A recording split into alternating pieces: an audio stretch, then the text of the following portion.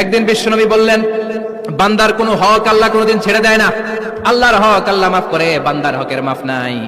যদিও আমি নবী, আমার উপর যদি কোনো হক থাকে বলো, আমি দিয়ে দেব। কোন সাহাবী দাঁড়ায় না। এক সাহাবী দাঁড়িয়ে বললেন, নবী, যুদ্ধের ময়দানে চাবুক চালানোর সময়, লাঠি চালানোর সময় এক কাফেরকে মারতে যেয়ে আপনার লাঠির বাড়ি আমার পিঠের মধ্যে পড়েছে। আপনি যেহেতু এই কিসাসটা আদায় করতে চান, আপনার পিঠে আমি লাঠির বাড়ি মেরে এটারে শোধবোধ করে দিতে চাই। এবার ওমরে ফারুককে ধরে কে? এদিকে আয়, তোরে দেখাইতেছি। বিশ্বনবী বললেন, ওমর থামো, মারতে দাও। বিশ্বনবী উনার জুব্বাটা উপরের দিকে উঠালেন, পিঠের মধ্যে বাড়ি দেওয়ার জন্য ওই সাহাবীকে ডাকলেন। ওই সাহাবী বিশ্বনবীকে পিছন দিক থেকে জড়িয়ে ধরে ওই মোহরে নবুয়তের মধ্যে চুমু দিয়ে ফেলেছে। আপনি বিশ্বনবী, উদম গায়ে আপনারে দেখা যায় না, খালি গায়ে আপনারে দেখা যায় না। শুনেছি আপনার পিঠের মধ্যে মোহরে নবুয়ত আছে। অনেক দিনের সাধনা, জল্পনা কল্পনা, আপনার মোহরে নবুয়তে আমার ঠোঁটটা আমি লাগাবো।